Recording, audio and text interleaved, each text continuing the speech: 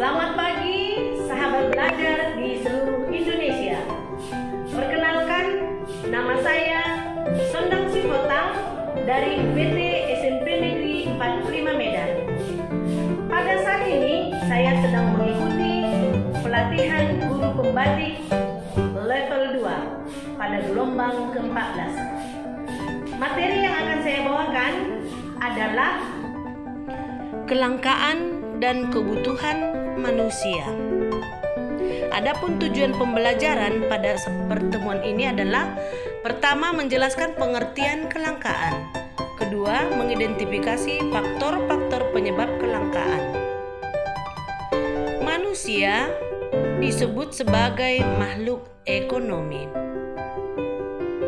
Sebagai makhluk ekonomi, manusia tidak pernah merasa puas dan selalu berusaha terus-menerus untuk memenuhi kebutuhan hidupnya.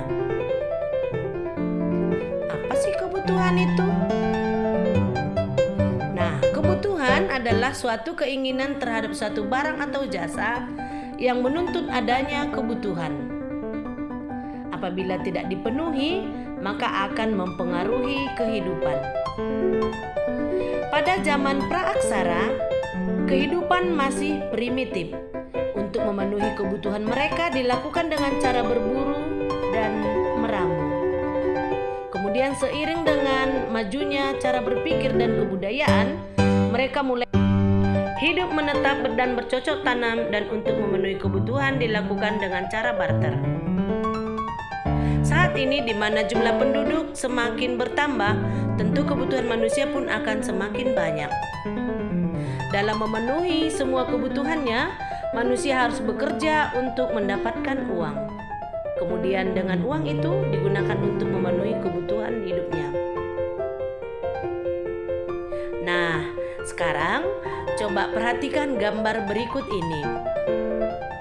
Sedang apakah mereka? Pada gambar pertama menunjukkan antrian BBM di pom bensin, dan yang kedua orang sedang mengantri untuk mendapatkan air bersih. Nah, sekarang pertanyaannya, mengapa kedua kejadian itu bisa terjadi?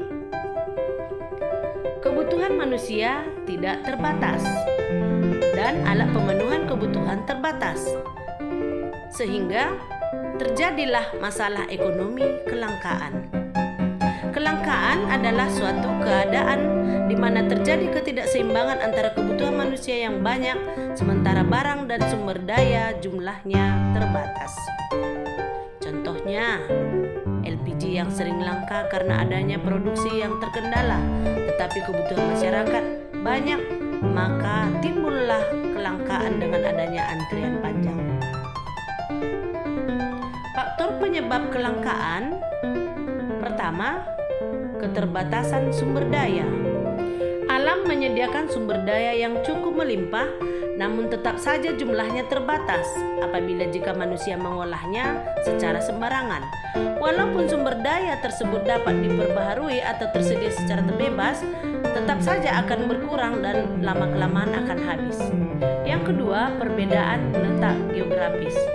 Sumber daya alam biasanya tersebar tidak merata di setiap daerah.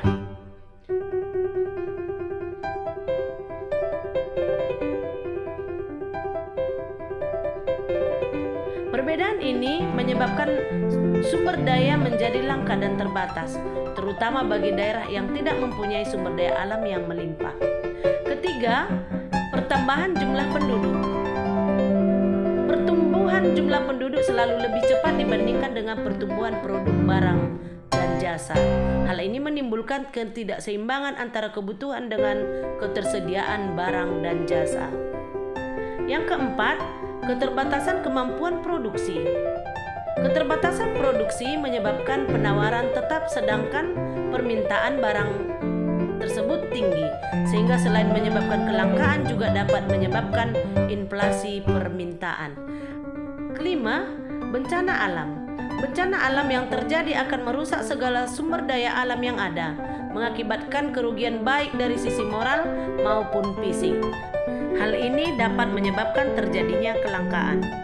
Dan yang terakhir, tidak ada barang pengganti atau substitusi yang efektif. Tidak adanya pengganti akan suatu barang atau jasa merupakan salah satu penyebab terjadinya kelangkaan.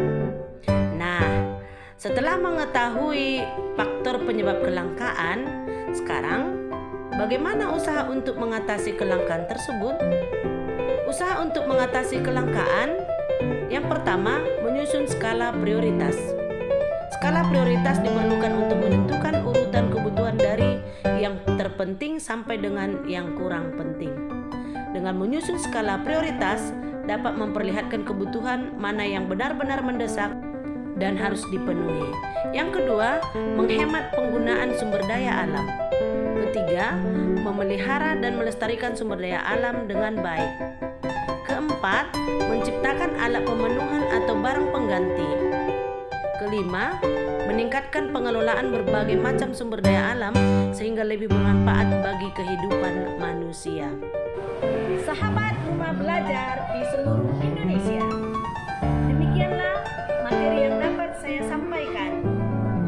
Semoga bermanfaat bagi kita semuanya. Pada masa pandemi ini, marilah kita sama-sama tetap menjaga kesehatan kita dengan mengikuti prokes dengan 3M. Yang pertama, kita memakai masker.